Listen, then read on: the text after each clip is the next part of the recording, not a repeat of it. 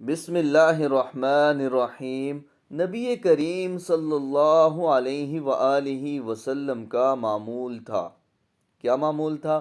وظیفہ T V کے معزز سامعین، یہ تھا کہ وہ دو سجدوں کے درمیان یہ دعا پڑھا کرتے تھے۔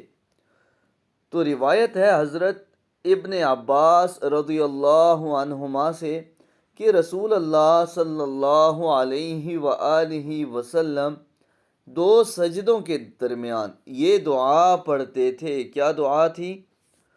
اللہم اغفر لی وارحمنی وعافنی وہدنی وارزقنی۔ اس کا ترجمہ کیا ہے؟ اے اللہ میری مغفرت فرما، مجھ پر رحم کر، مجھے عافیت دے، رزق دے اور ہدایت دے۔